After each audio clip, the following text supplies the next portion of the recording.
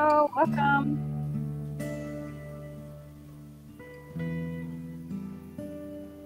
Yeah, it is. Really nice time in TikTok.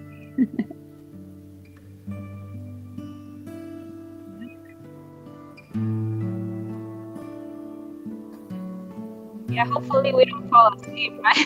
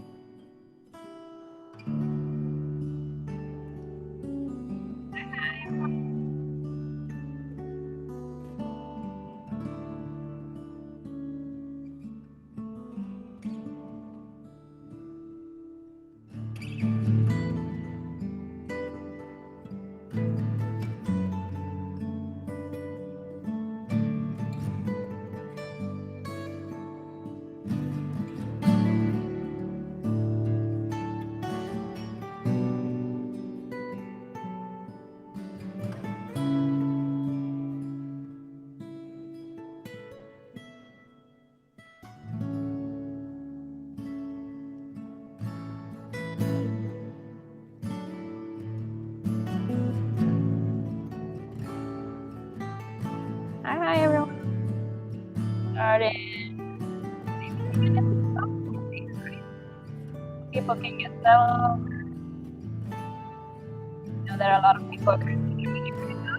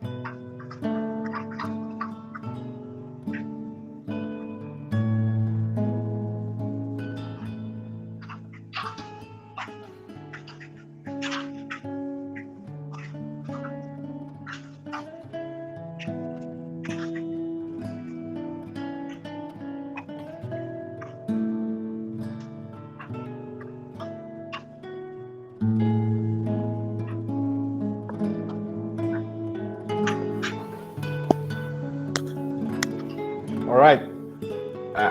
Can you hear me? Yes, perfectly. All right, Can you hear perfect. Yep, we can hear you. me?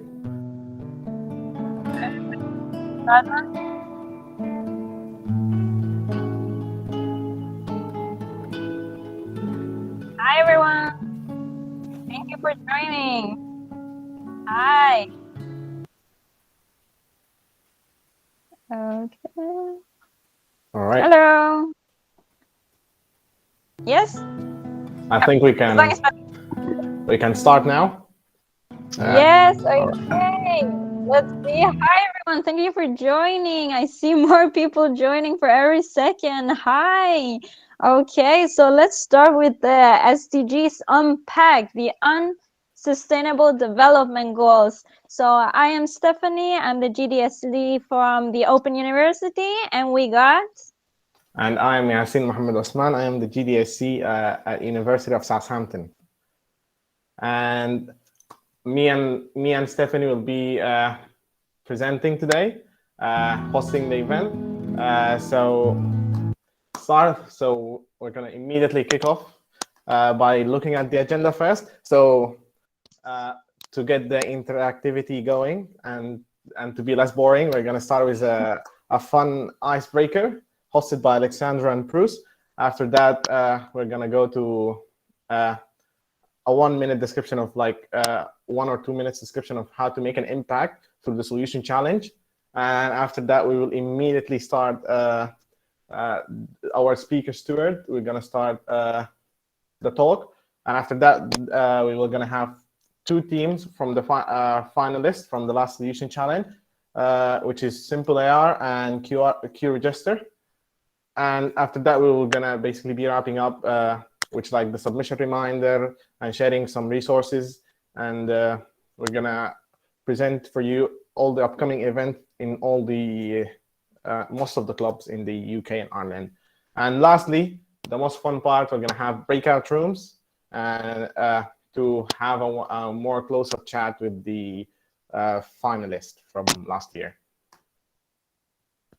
And now, so here is just some friendly faces of some fellow GDSC leads from all different parts within the UK and Ireland. And we just want to say a little thank you to everyone who has been helping us with this event today. And a special thank you to, drum rolls, to Kiara for everything that she has done for us, for being a mentor, for being a guidance, for also being a friend, and just thank you for everything that you've done for us and for our teams and to make everything possible, basically. So thank you for that.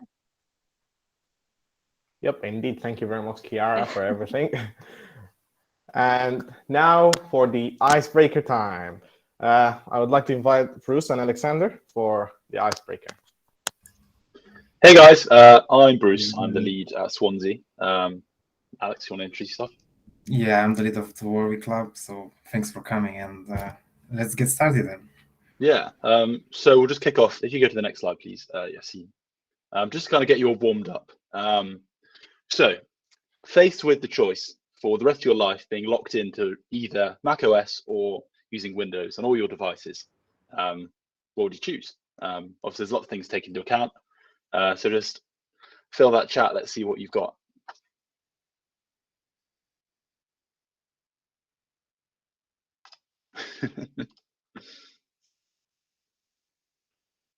Okay, we got a pretty split decision here. I'm seeing a few Linux somebody actually fanboys said as well. Linux. Yeah. Nah, get out of here. Okay, well, it's looking pretty split. So no definitive winner for that one. So if we move on to the next one. This one's a bit less controversial, hopefully. So given the choice, being able to speak to animals or being able to speak all languages that humans can speak, what would you go for? And no tricks. Speaking all languages doesn't count as speaking to animals, so no tricks, no tricks. Okay, this one's looking pretty split as well. But it looks like all languages have the lead so far. Okay, cool. So we'll move on to the next one. Alex, you want to take this one? Yeah, sure. So imagine if all the superhero gods are telling us to choose between those two lovely companies that are making us movies. What did you keep alive? Like, what should we keep and what should we get rid of? Marvel or DC? This one is not that split, to be honest. Yeah, most of the people are one way. Yeah, choosing Marvel. Cool. Yes, Marvel wins. Kiara, thank you. Yes. But the only thing that I really love about this is you got Batman there, so shout out to him at least. Okay, thank you guys for joining us for the icebreaker. Thank you, Alexander and Bruce. But of course, it's predicted for Marvel to win after the new Spider-Man movie. That's my personal opinion. All right, moving on to the next point of our agenda, which is basically how to make an impact through the Solution Challenge. And I'm pretty sure the finalists from last year will even talk more about that, but and even the breakout rooms. But basically, using the 17 SDGs, you can make projects through, of course, innovation and problem solving to have a better impact through your solution, to come up with a project and ideas to solve one or more of, as I mentioned, from the 17 Sustainable Development Goals or SDGs for a better future, for not only for the society, but also for the community and the planet as a whole. All right, so it's definitely have a big potential. Your project definitely have a big potential to see the light and make an impact in the world. All right. Third thing on our agenda, I would like to invite Kiara. Thank you, Yassine, and welcome everyone. My role here is just to introduce our first speaker, and I'm really happy that we have Stuart. I think we can go to the next slide. So Stuart he works at google.org, and is basically responsible of the outreach and advocacy with for partnership for Google for organizations such as the UN. So it's really is the perfect person to speak to you about how you can really kind of interpret it at the best the Sustainable Development Goals. So I pass on my virtual mic to Stuart. Thank you. Thank you, Chiara, and hello, everybody. It's nice to be here with you. It would be nicer to be with you, obviously, but here we are in this strange world. I hope you're all keeping well and staying safe and finding your path through all that complexity and the uncertainty and so on. So yeah, a little introduction to myself first, and then what I'm going to talk a little bit is about the Sustainable Development Goals, but then and then open it up to questions from you guys, of course. I assume Chiara can tell us, but I assume you've got a far better chance of winning this competition if you ask really interesting questions. So so we'll make that the benchmark. So yes, as Chiara said, obviously I only look vaguely like I look like in the headshots because that's what the headshot is for, and I haven't had a haircut for 2 years. Yeah, my role in Google, I joined Google 7 years ago from a small Irish NGO working in the arts and culture community, and my kind of time before that NGO was actually all in management consulting with Accenture and Capgemini and a couple of others, and I after my time in Accenture, I decided I wanted to go and do something where I had the opportunity to engage with the cultural community and kind of give back in a way, and so I had 7 years with that NGO, and before deciding that I wanted to try something new, and having the good fortune to find a role with Google. And at the time when I joined the organization, I joined Google in Dublin. So I hope we have some Irish friends here today. I joined Google in Dublin to be part of what was at the time a team that focused on our employee giving and volunteering.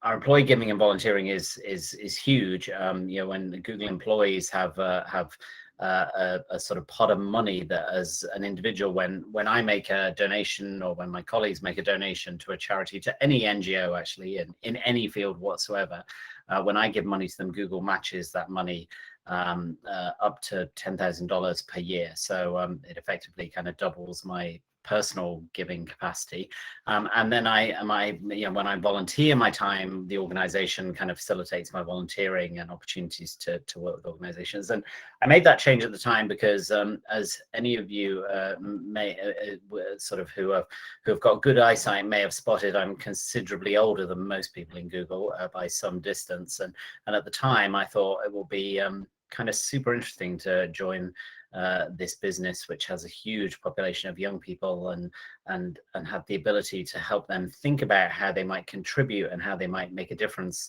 in the world, and to use that power of the personal power of giving and volunteering to engage with causes. Over time through Google, then I moved on from the employee giving and volunteering into grant making in Europe, Middle East, and Africa, and led our grant making to NGOs. And I'll talk a bit more about google.org itself and how that works in the region, focusing on all sorts of areas on digital skills and digital responsibility, working across the Europe, Middle East, and Africa region. And then over the last 2.5 years, I've led what we call our advocacy and outreach team, and I'll talk a little bit more about what that means in the context of the SDGs specifically. And so just to kind of round off the introduction piece, as Chiara said, and as I've mentioned, the bit of the organization I'm with is google.org. It's Google's philanthropy. It's probably important to say that Google's philanthropy sits within Google as an organization. So, we're not like the Wellcome Trust or the Emerson Collective or the Gates Foundation, which are separate bodies that exist only for philanthropy. But neither are we, at the consumer goods end of consumer marketing, if you like. So if you think about brands like, or some of the brands that are contained within organizations like Unilever and Procter & Gamble that do extraordinary kind of work, which is really around social impact marketing often.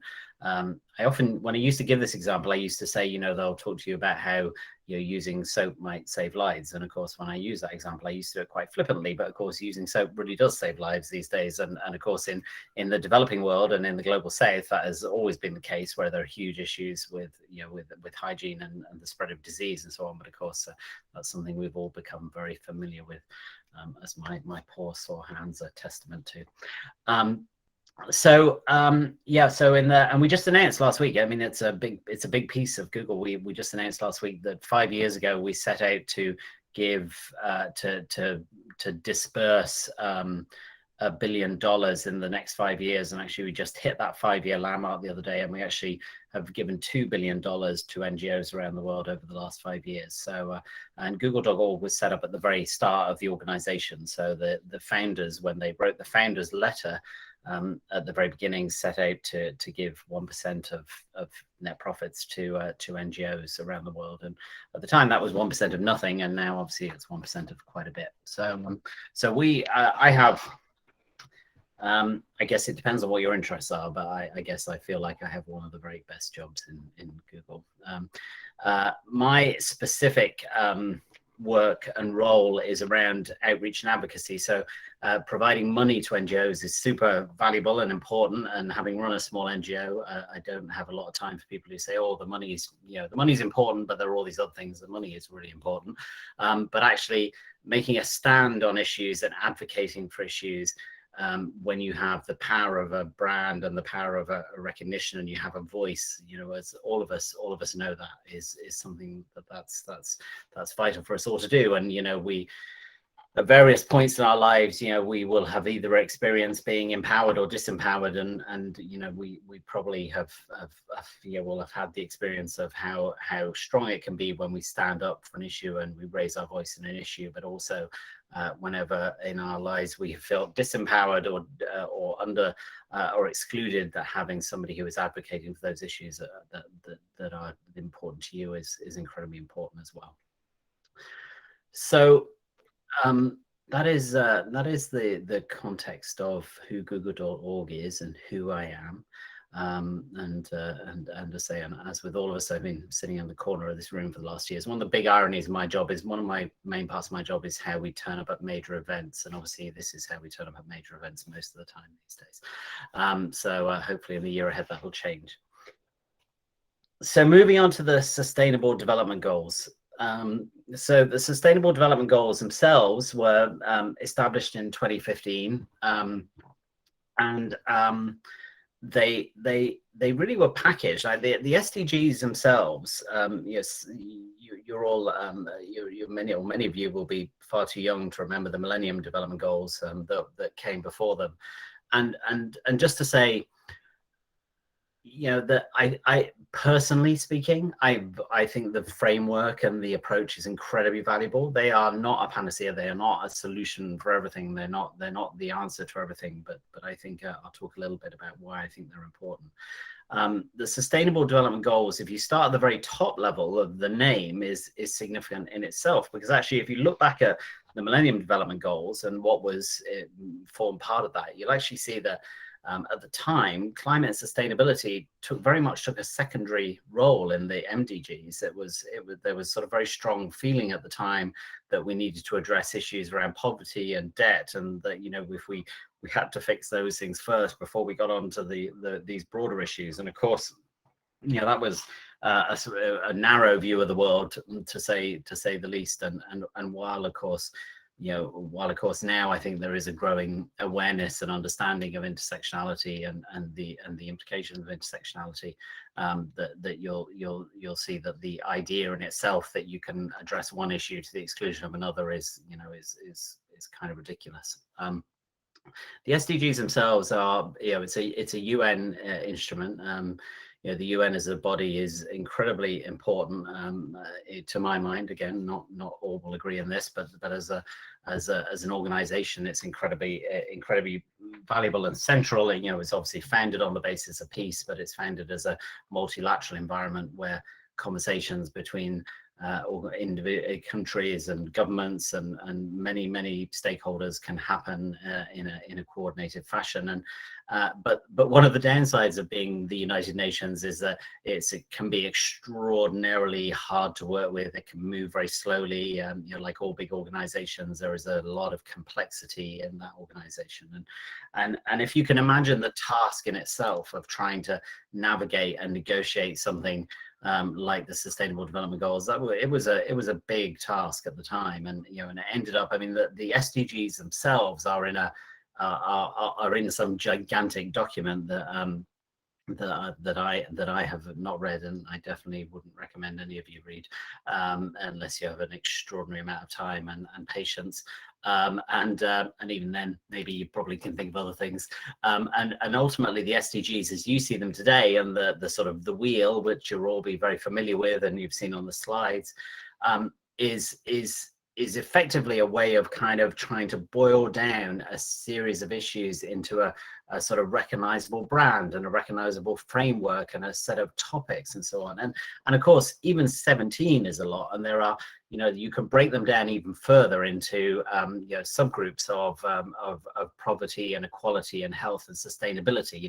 Is often a framing of the 4 big subject matter areas. And as you go into the work that you're about to do, when you think of this, I'd sort of be willing to bet that when you sort of have a challenge that says we need to frame something, you're going to come up with an idea that addresses issues within the Sustainable Development Goals. You're probably going, well, what does that mean? Because they seem to cover everything, and you'd be right, they do. They cover absolutely everything.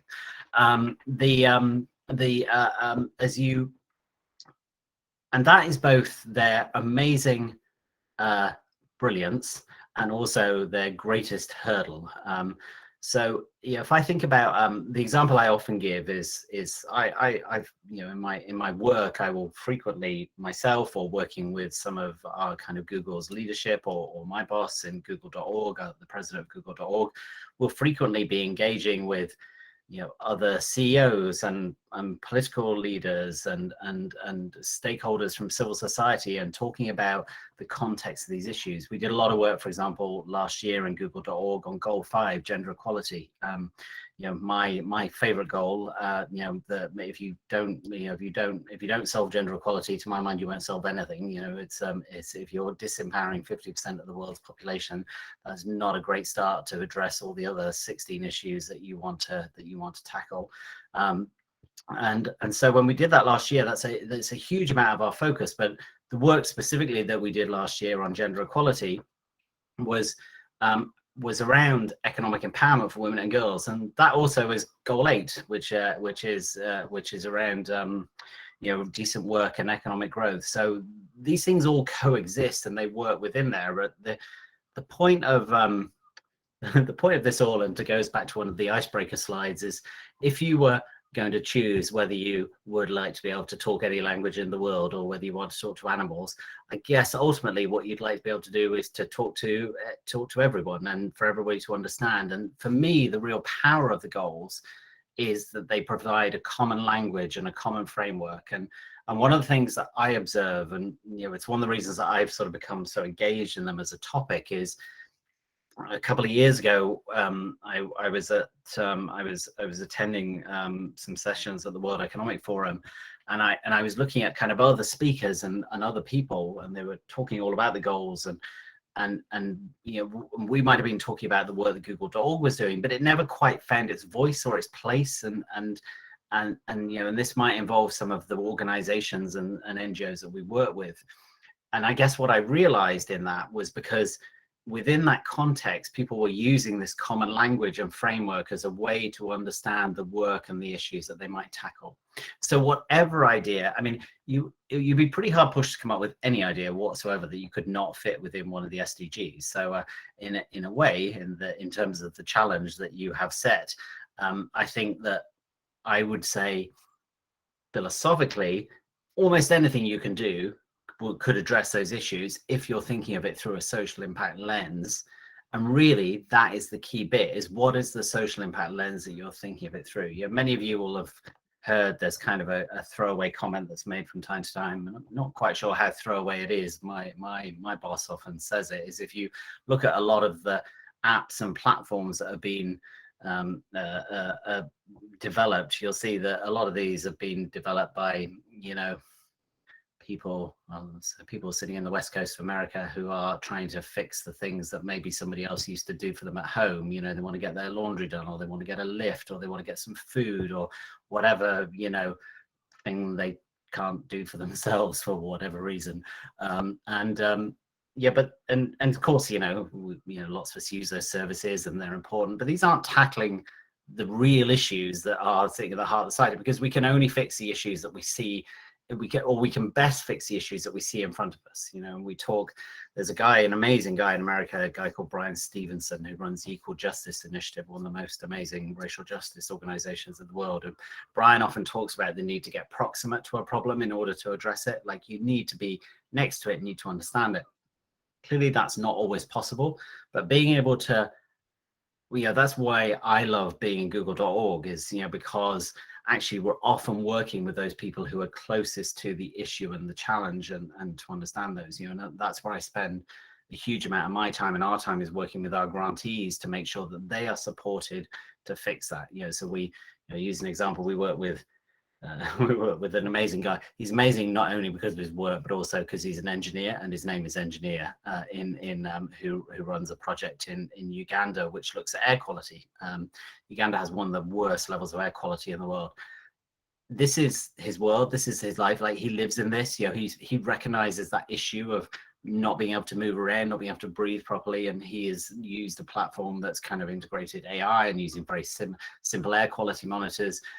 But he's worrying about that because that's what's right in front of him. And somebody else somewhere will have the same idea or a similar idea, but they won't necessarily come up with the problem. So they won't come up with the solution that is based on that, the understanding of it in that context. So I guess for you guys, as you think about this, I think the SDGs for me are a hugely important framework. They're often called a framework, a blueprint, a roadmap. They show us the things that we need to address. And let's be clear, the last 2 years, they show us the things we need to address in order to support those communities that are most underserved in society.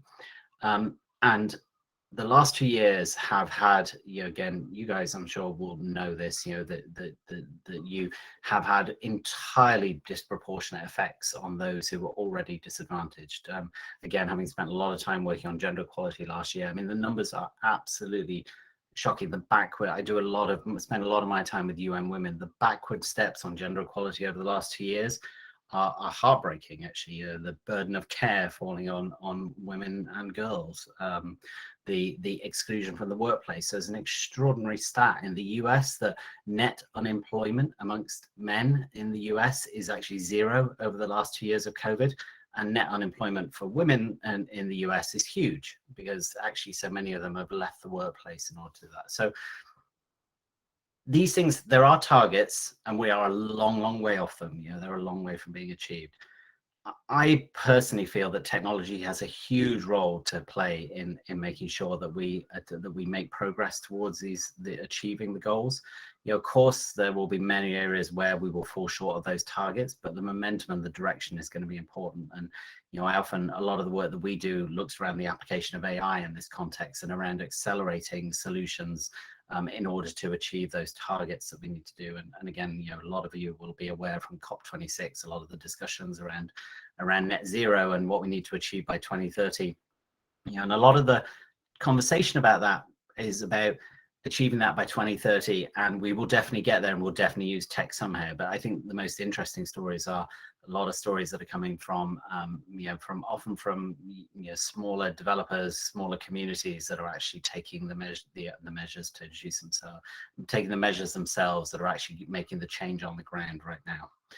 So when you think about this project and you think about the SDGs, it's a framework for advocacy. It's a framework for using them. They're designed to be able to, the burger place around the corner from me here uses them in the context of their supply chain for their excellent burgers. But we also use them in a corporate context as well. So think of them as a framework, think of them as a way to structure your work, and think about the social issues that you might be trying to address, and that will set you off onto the right path.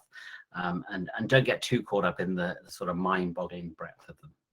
So that's what they are. That's how I think maybe is a good way for you guys to think about them. And of course, now, if you'd like to have open up to any questions you've got. I don't know, Chiara, how you want to handle this. You want to do it in ping or people speak up? Whatever, like if you want to just unmute yourself and ask a question, or if you want to write it in the chat, don't be shy, up to you.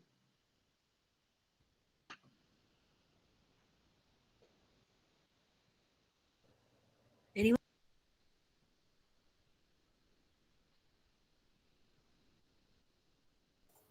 Hi, could you hear me?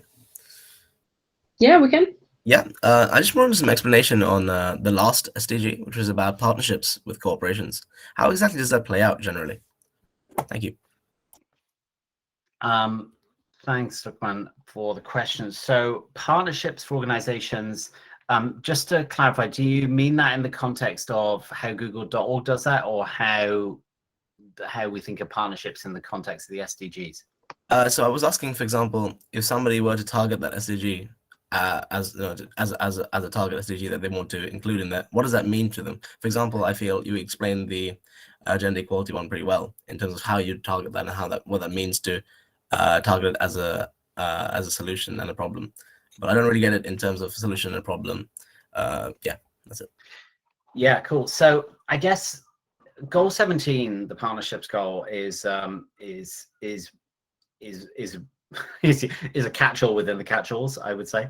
When I think about that, so if I think about that from the work that we often do, for example, that often we don't do that alone. We think about, there are lots of things that Google does and that Google does with its own organization, but often we try, we'll be far better at achieving those objectives if we are doing them in partnership with other organizations, with civil society, with other philanthropies, whoever those might be. So I think for you guys, if I put it in the context of this particular program and this particular work, I guess what I would be thinking about here is if you have a project or an idea which, in order for it to succeed in itself, of course, many good ideas sort of disappear because they don't quite get off the ground, or they don't find the right angles or networks. I mean, I would actively suggest that thinking about what the partnerships are that might bring your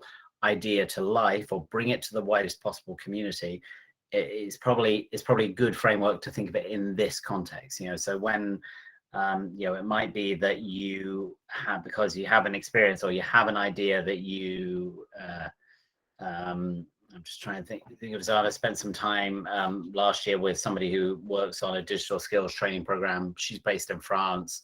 Originally the program was based on a migrant community based in France. That idea is now extended and is now being kind of taken back into Africa. But the individual running that program doesn't have the capacity, doesn't have the knowledge, doesn't have the networks on the ground in that country. She has connections from the work that she's done in France, but how does she take it back into those markets? So she's identified partnerships. So for this, I think I would think about partnerships in the context of how to maximize the opportunity of driving your social impact and your reach of whatever your project or idea is. Thank you. That makes perfect sense. Yeah. Thank you. I believe Frank Carver just sent a link regarding a site. Frank, would you like to explain a bit more about your link, please? Absolutely. Yeah, that's just a link to an article on my blog that I wrote about UN Sustainability Goals and software. Excellent. So, I mean, just to give a bit of context, I'm doing a PhD, and my topic is the environmental impact of software development, because one of the key things about this is that while, as Stuart has eloquently said, you know, sort of technology and software can have great positive benefits if used right, but also you mustn't lose sight of the fact that it's using, estimates vary, but I mean up to something like 20% of the world's electricity is going on computer technology right now. And so it's equally important to reduce the impact of the systems that we're working with as it is to use them positively to improve sustainability goals generally. And that's really my point. Excellent. Thank you very much for that, Frank. Really appreciate that. Thank you. I just wanted to answer Didi, because I think that's more a question in regards to the Solution Challenge itself. And you know, like the Solution Challenge really gives the chance for you to kind of give your input on the Sustainable Development Goals. And I think it's up to you how you come up with the idea. I think definitely collaborating with an NGO, especially to understand what challenges they face, could definitely be a way to move forward, right? To understand what's the issue and how you can help. But in terms of which goals are being prioritized by Google, I'll leave it to Stuart. Yeah. So I actually had a meeting on this earlier on today, where every time in Google we try and work on like how we build out a narrative or a story around the SDGs, we get lost in this maze of like somebody saying, well, I've got this work and it's like, does goal 2? And somebody says, well, I've got this thing, it's 5. Anyway, before you know where you are, you've got like 17 projects that hit all 17 goals. And actually, so while we have particular work streams and activities that do align with the goals, at the top level, we don't prioritize any in particular. But you can see that, let's say, there are programs that we run, so things like digital skills programs, which do tend to fit with goal 8, and actually, the gender equality work we do does fit with goal 5, and the sustainability work fits across a number of areas. So but we don't prioritize any specific goal at any particular time. The other thing is with Google that actually the minute you think you've kind of found all the things that people are doing, you discover that somebody somewhere else is just built out some extraordinary somebody on goal 16, I think we suddenly found last year, somebody's built out an amazing monitoring solution with the UN for goal 16, which we didn't know about until recently. So Google's kind of amazing for people being very empowered to do things, which is both amazing and also means that you suddenly discover things you didn't know were happening. So yeah, we don't prioritize any in particular, but tend to try and group the narratives under the areas that are relevant at the time. Thank you. And I think we have a couple of minutes left with Stuart. So if you have another question, Stephanie? Hi, Stuart. Thank you for joining us today and for this amazing talk. So I was wondering, well, for you, for example, it must be really giving to actually make an impact and to see all of these projects like come up, and when it comes to sustainability, and not only to help communities, but the society and people as well. But do you find that it has been difficult as well to actually see some communities suffer or see all of these consequences that basically many things that the human self has been creating? Do you feel like, have you felt this pain yourself, or how to see like how these people are struggling, or what are the disadvantages as well for you to be working with these things? Yeah, what a great question. It's a great philosophical question, Stephanie. I mean,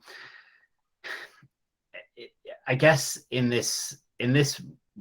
my role and in my job, I guess I guess I try and remember all the time the most extraordinary privilege of being in the role that I'm in the organization I'm in, and also to be highly cognizant of the dynamics that creates. There's a I work in a big global corporation that, as I said at the start, has dispersed $2 billion. I mean, these are huge sums and huge responsibilities. In one of the reasons that I love my role, I guess, specifically is because, I said when I went to COP26 in Glasgow last year, I tweeted about this because I felt a lot of,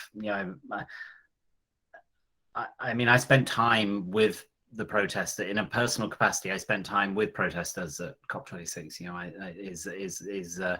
But I guess and that was as an individual, and but at the same time, I'm doing my job as well, and I guess what I feel in that is it's the opportunity for me to help bring voices to tables and into rooms that would not otherwise have the opportunity to be there and to be heard. And I mean, being very honest, the day that I feel like that's not possible, or the day that I feel that that's not something that is sort of not welcomed or not open to, then I think that's when I would wonder if this is the right place to be anymore. But for now, I do see that, and and again, one of the things is that you do spend time in this job in a of course, we live in a bubble. Within a bubble, I'm a white, middle-aged, privileged man sitting in a, nice apartment in Dublin, and it's at that point I made earlier about getting proximate is one of the things that I try to do with humility, to get close to those things, and to listen to the broader views as well. I mean, I think the point that Frank made earlier, is really important, of recognizing, that these things are not the panacea. They're not all the answer, that you have to be cognizant of that. So, yeah, I mean, it's a really, you can tell while I'm answering it, it's a big philosophical thing. And, you choose where to spend your time and energy. And at the moment, I feel like, I say, the opportunity to bring voices and to bring our grantees and their work to a broader stage is the best way that I can help and contribute. But if that ever were not the case, then I'd probably think it wasn't the place for me. Thank you so much for answering that, and thank you for everything that you do as well. And because you do already so much, and you give so much an impact to like people and communities, and just by, well, not just by, but coming here and to talk to all of these students and all of these people who are interested in participating in the Solution Challenge, you also give an impact to them to be able to actually have the possibility of getting heard and to bring up projects to actually help other communities or their own communities and the world. So thank you so much for being here. Thanks again, Stuart.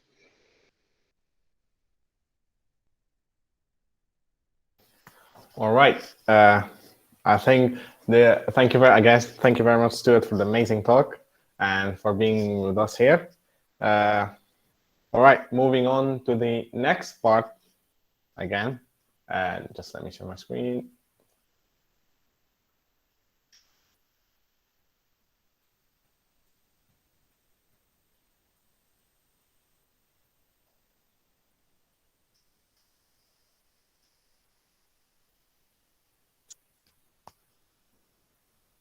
All right, can you guys see my screen? Yeah. All right, perfect. I would like to invite Alexandro to introduce the first team from our from the two upcoming speakers. Thank you, Yasin. So if you could pass the slides. Yep. Sure thing.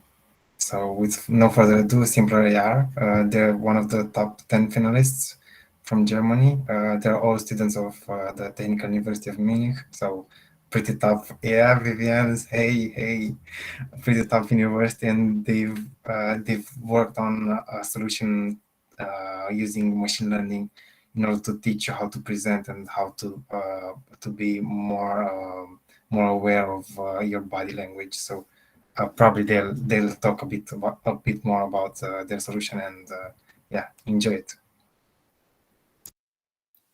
Thank you. Let me share my screen as well. Also, by the way, the solution that you just described was the same, part of the same team's last year's solution, where they also won. So you're not completely wrong, but yeah, this year's topic was a bit different, but we'll see in a second. Can you see my screen? Yep. Cool. Yeah, okay, yeah. Thanks you very much for the introduction. So we are a team of 4 students, Maria, Almo, Vivian, and me, Sami, of the Technical University of Munich in Germany. I think Almo has some connection problems right now, so we might be just us 3. And so at the beginning, maybe how did we came up with our solution? And I can really recommend doing a very deep brainstorming session at the beginning. So really take a lot of time, think about problems you might like. And the reason for that is that you should really be interested in your own solution to push forward and to keep going. And also it's way easier if if you think or if you think your solution can really change something, it's way easier to also convince a jury. And after we had a rough idea what we want to do, we started interviews with persons of interest. So we started writing with organizations and experts. And maybe if you don't know how to approach your solution, it can really help to ask experts, and they give you a better idea of how to implement, how to start, where to start, basically. Maybe polish your pipelines, etc. And also talk to organizations, because many of the organizations already have some solution or approach to a solution. And you get a better idea of the problem itself, and you get an idea of the momentary state.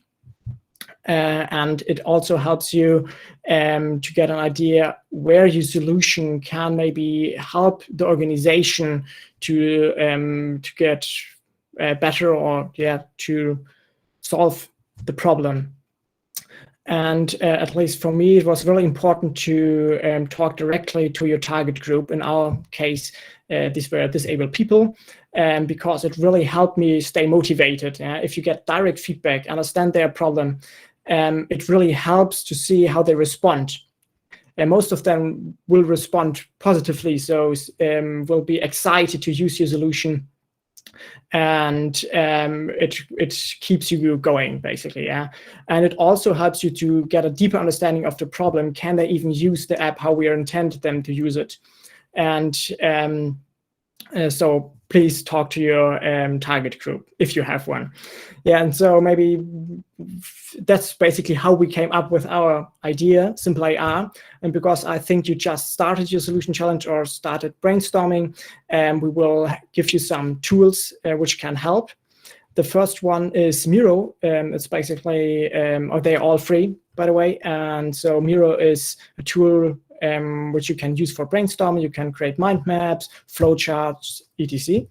Another useful tool or an alternative to that is here Jamboard, and it's basically very similar, but you can draw freely, so there are no limitations for creativity.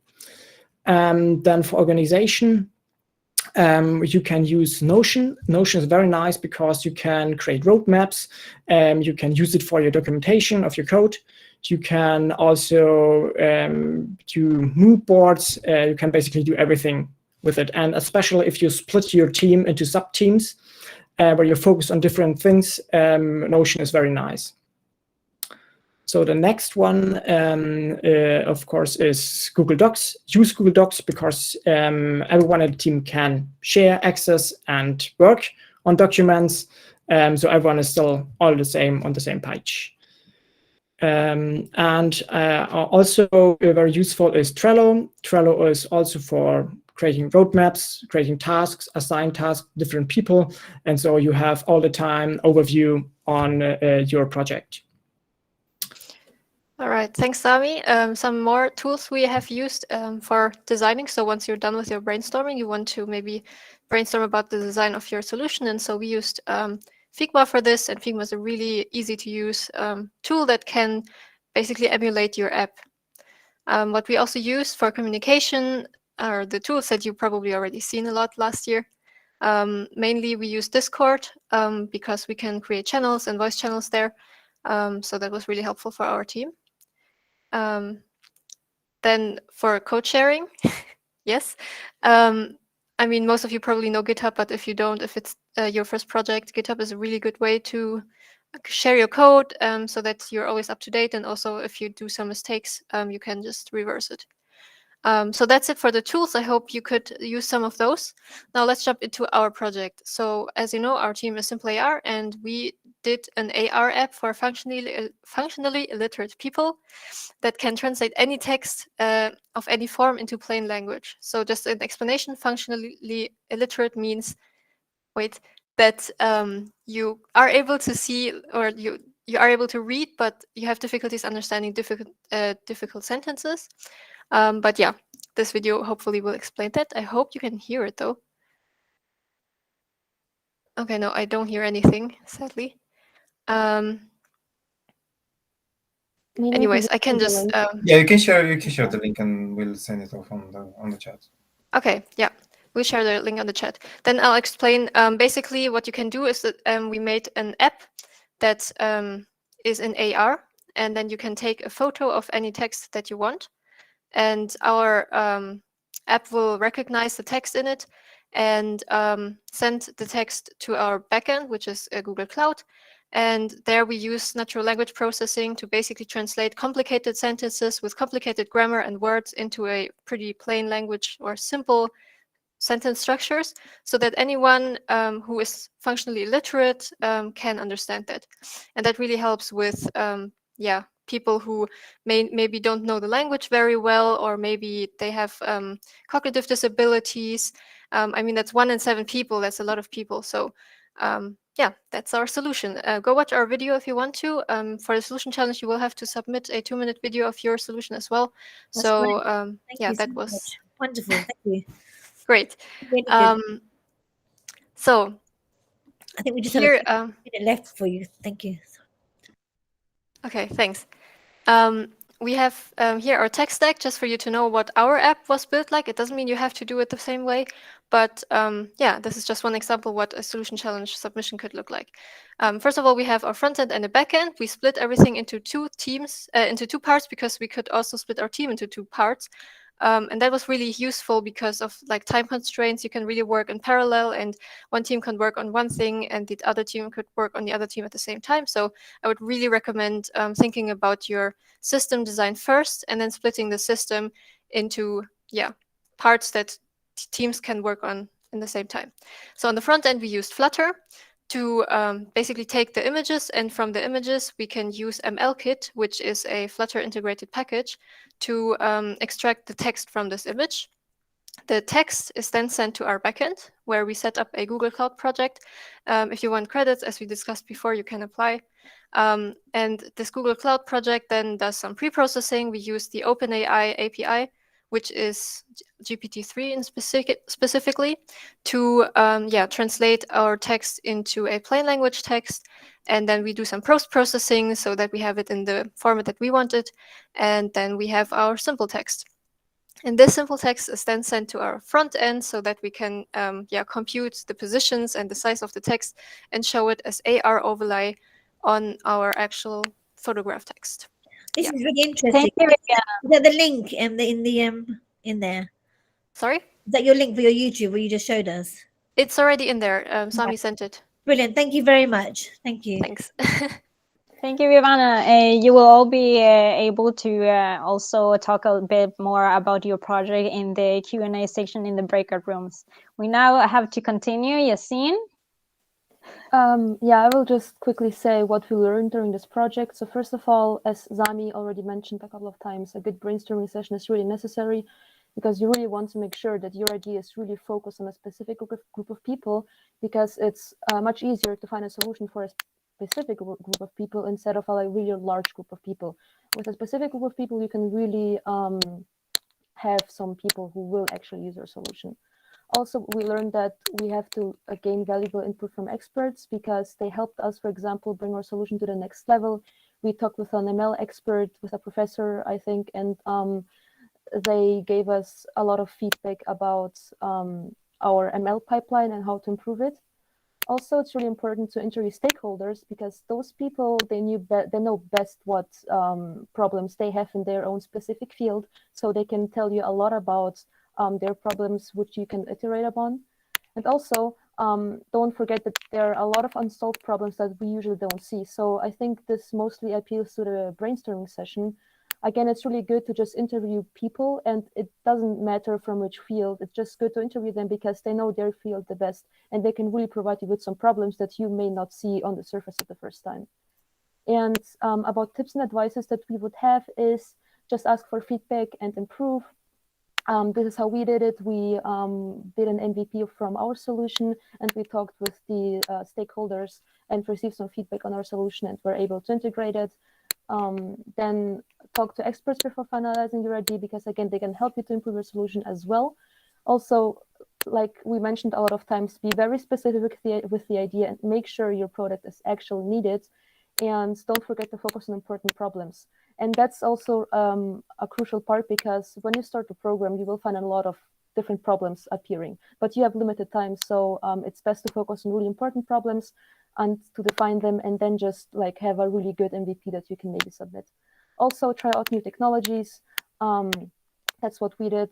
We used a lot of new technologies this year and also last year during the Solution Challenge. And I mean, just use the time to learn something new and of course have fun. And yeah, that actually concludes our presentation. Thank you so much, Maria. Sanad, you're on. Hi, I'm Sanad from the GDSC of TU Dublin. And the next team we have is QRegister from Turkey. They came up with a clever solution to manage receipts. And can we have the next slide, please? Oh, I think Kim is sharing her slides.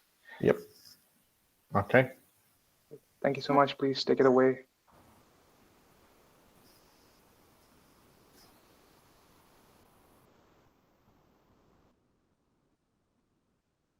Okay. Can everyone see my screen? No, we can see them now. Thanks. Okay. So,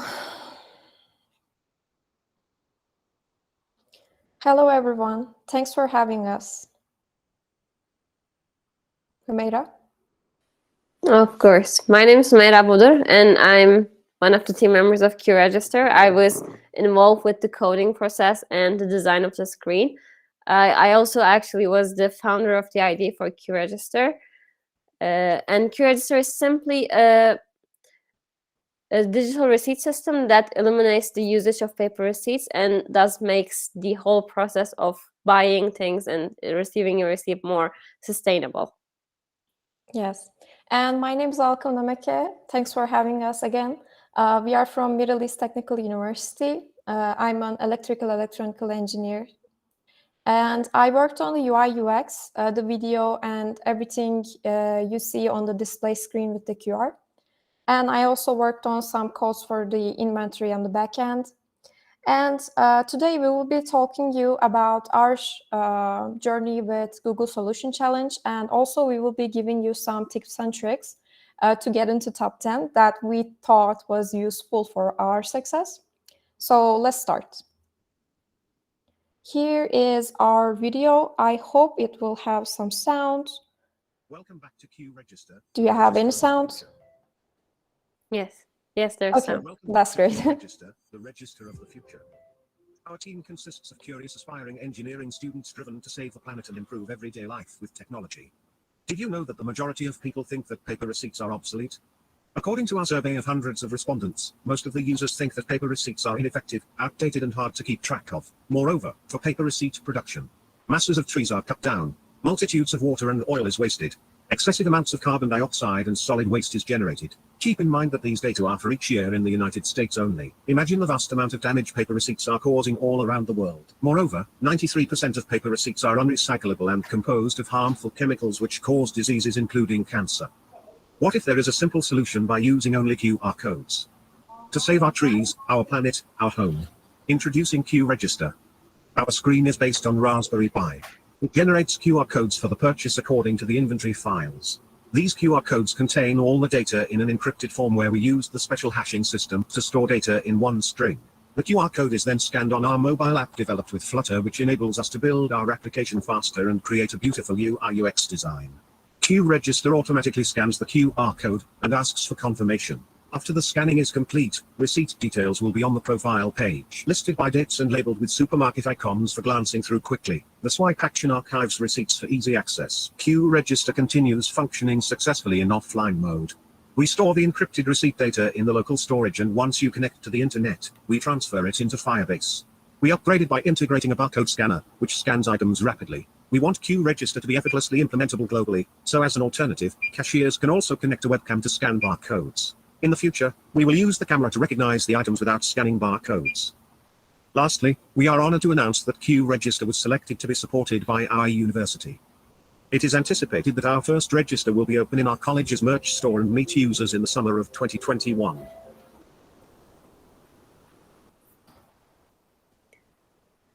Okay, so So let's give you some tips on how.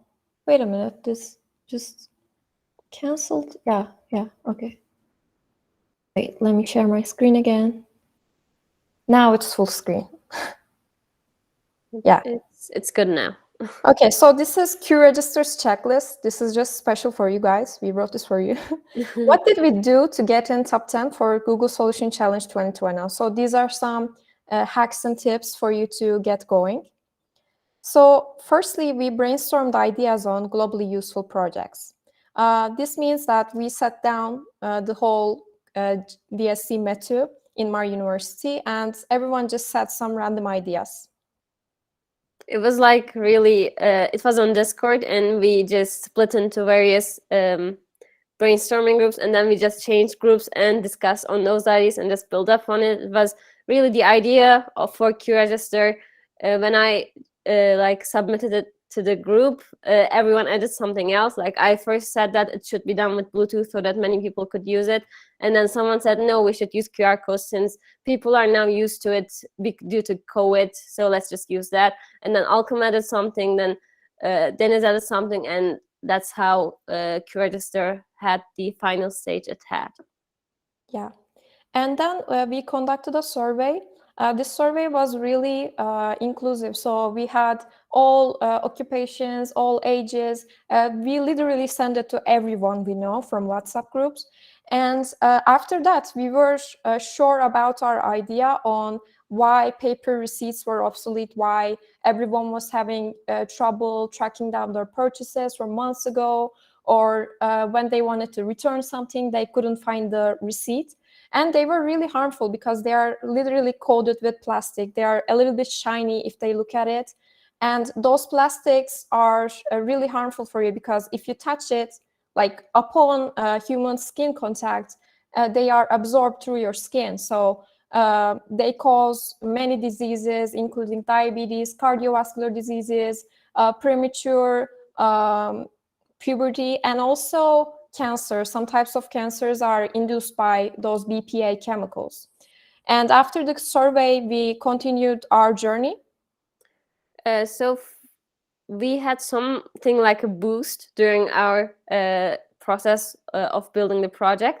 We joined a hackathon by Google Developer Student Clubs of Turkey, and this was called Hack for the Planet. And in this 3 days process, we kind of sped up the process of the project and like built the demo of the project in, I don't know, 3 days. And after that, everything we did was add upon it, add new ideas. For example, add the barcode scanner, add the camera, or do some improvements on the mobile app.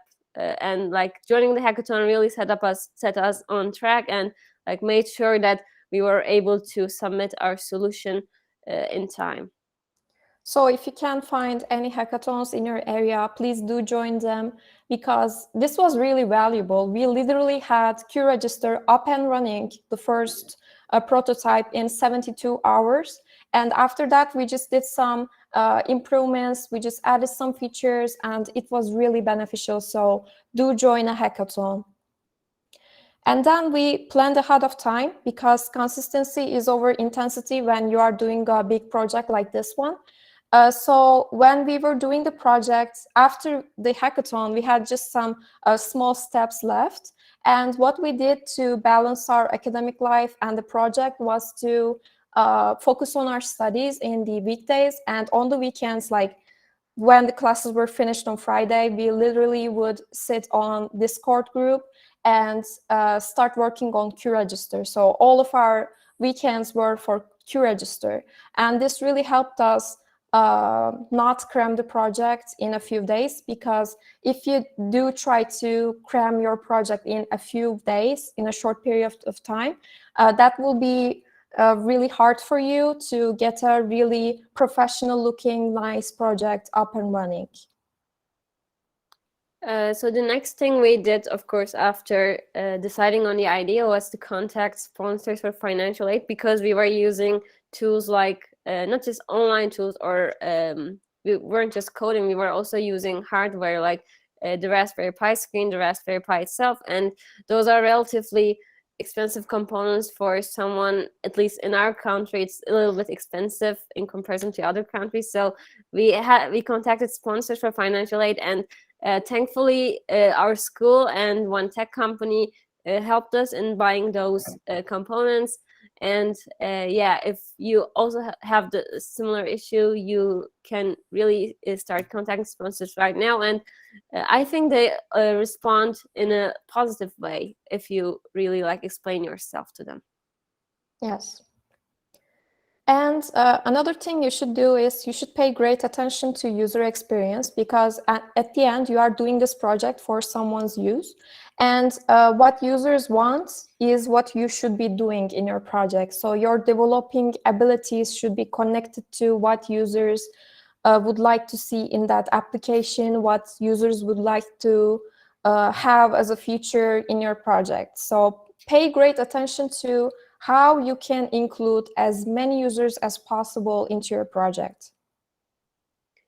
So the next thing is that presentation actually matters. We're talking about getting in the top 10, and this is, if you look at it in general sense, it's a competition where you actually want to get into top 10. Of course, the idea is important, but if you're joining a competition, it means that you also at some point have the intention of kind of succeeding to some level. So presentation matters. If you have a great idea, for example, last year our DSE team lead had a great idea, and they did not do well on the presentation side. Their video was not really good. They did not really have a good design, so it didn't stand out. So if you so what I also observed from the Tepton projects this year is that they all had great designs and they all had great videos. So please pay attention to them if you really want to go far in this competition. And yeah. Yeah, and you should make a professional branding for your project. I think this was where QRegister kind of stood out, because we paid great attention to how aesthetically pleasing our application looked, our display screen looked, and we really paid attention to the videos, little clips, and how we should shoot the display screen so that it looks good with the Raspberry Pi screen. And one thing that I think you should be doing is start social media accounts for your project. For example, QRegister has Instagram, LinkedIn, Gmail, YouTube. We have a support page up and running. And this was really helpful for us, for our submission, because it stood us out. And we worked on the UI UX and the video. About the UI UX, if you are not familiar with UI UX, definitely go check out some tutorials on YouTube or other websites, because it really affects how your project looks. You might have a really great idea, but if you are not presenting it well to the world, then it's nothing, basically. It's the ugly truth. And pay attention to presenting. And also pay attention to grading criteria. It's up on Google Solution Challenge 2022 page. And you should tune your project according to these rubrics if you want to perform well on the Solution Challenge. For example, there was one point where it said that it should be globally, it should be a topic that is globally concerning. So to make our system globally applicable, we first had an online scanning system. So we first implemented an offline system so that everyone who has a phone could be who has a smartphone, of course, could be able to use it even if they did not have access to internet at that time. Or we made it so that everyone who had a screen, every little store who had a screen, like a tablet screen, could be able to implement it with just a barcode scanner. So this made it really cheap and easily implementable by many stores. Yes, and another really important point about this globally applicable is your solution should be really impactful. This is on the Google Solutions page. They give you 60 points out of 100 for impact, and the other 40 points are for Google technologies. So you should really pay attention to how you can make your project more inclusive, how you can affect people all around the world in all conditions. So for our case, it was people who did not have internet connection, people who did not have any local data left, or people who did not have access to a Raspberry Pi screen. And we really tried to brainstorm ideas on how to solve these problems to make our project more impactful. And lastly, we used many Google technologies at many different areas effectively, which gave us a really good start in the Google Solution Challenge. So lastly, I want to say that we actually had kind of the same beginning with Simple AR's presentation. Like, we both touched upon that brainstorming was important and that reaching out to people who actually were involved with the problem was important. So I think in the end, that's one of the two things, two of the many things that you should really pay close attention to. And planning is like the key in ending all this in a smooth way. So thank you again for having us. And if you have any questions during the brainstorming sessions, we would be great to answer them. And Alcom? Yes, and a very on-brand closing from QRegister is a QR code, which literally takes you to our email, which is qregisterhelp@gmail.com. You can email us anytime for any questions after this event. We are available 24/7. And thank you for listening to us. Alcom, can you go back one slide? Someone had a... Could you maybe you could put your LinkedIn links on in the messages? That'd be good if anyone wants to connect and ask you questions. That'd be nice. Okay. Thank you. But no, it's really good app. Very good. Very interesting. Thank you. Thank you so much. Yassine, can All you share right. your screen? Yep, I'll start sharing my screen again. Just a sec.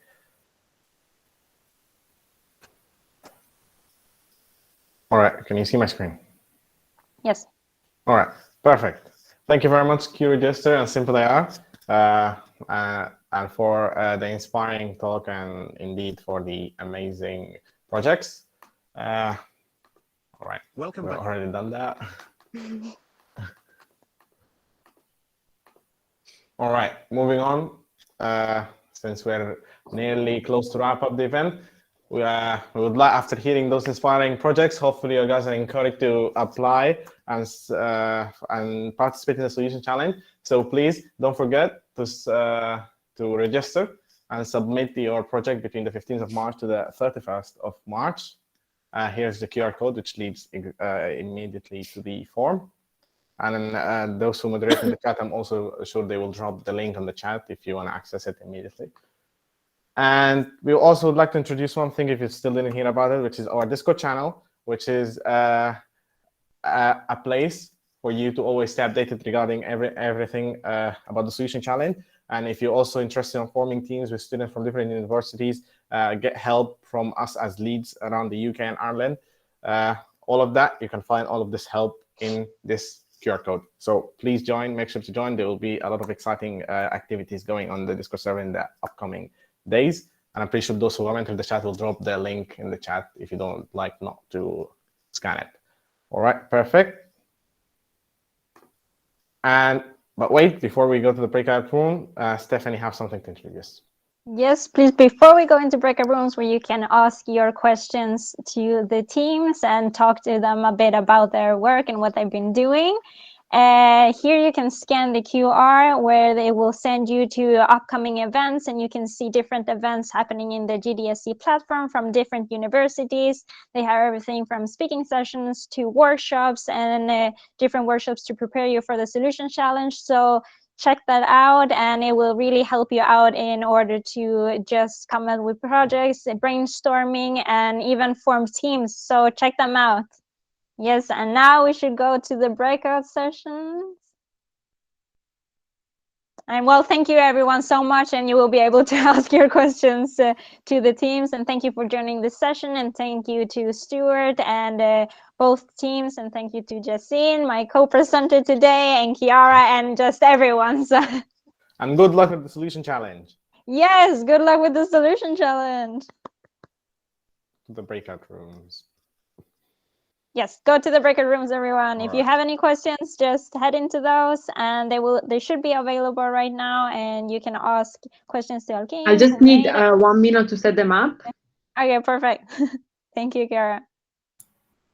Could I ask a question meanwhile? Maybe it's like helpful for everybody. Because I'm one of the leads, like I'm leading the Warwick Club. I was wondering how we could actually support the people that wants to join this competition. Like how did you get support from your local chapters, and what do you think you should have added before going into the top 50 finalists? Because obviously you got some more mentors from Google and stuff like that, but before that stage, how should we like help the teams? So in like the SC Metro, I was also a lead, and we tried to invite as many people as possible into joining Google Solution. And it was really a series of events where we told people about Google Solution Challenge and why they should be joining it. And after everyone was so excited about it, we created a brainstorming session where we gathered a bunch of people and told them to just shoot ideas, really, like nothing is stupid, you can say everything. And everyone just said stuff about what they should be implemented in their daily lives. And that's actually how we came up with the idea of QRegister. And I think it's the responsibility of a lead to create as many opportunities as possible for teams to conduct research and just create project ideas.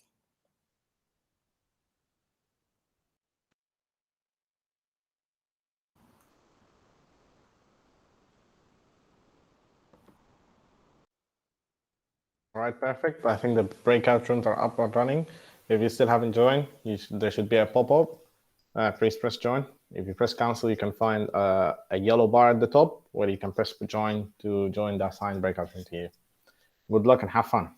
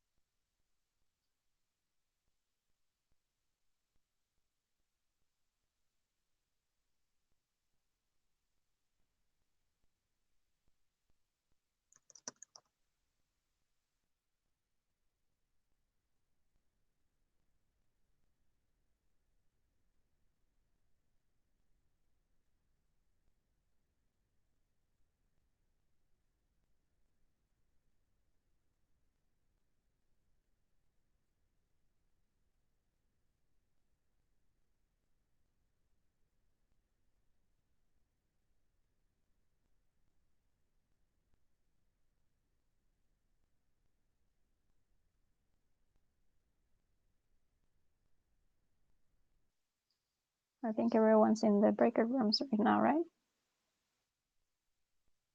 Yeah. I don't know. I guess they will not receive the links because they already went to the breakout rooms, but here are the links anyways.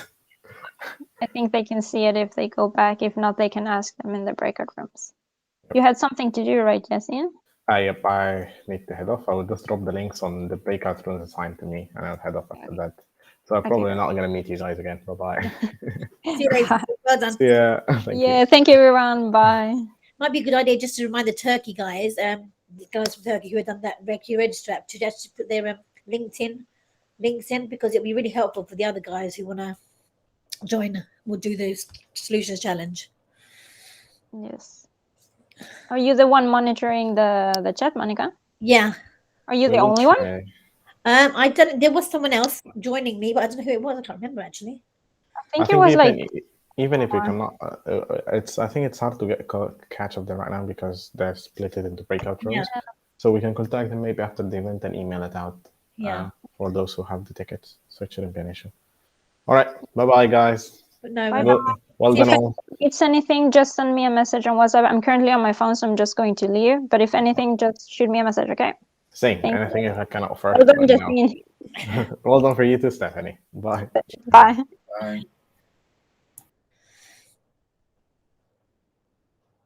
It's been quite good actually, hasn't it, today? So.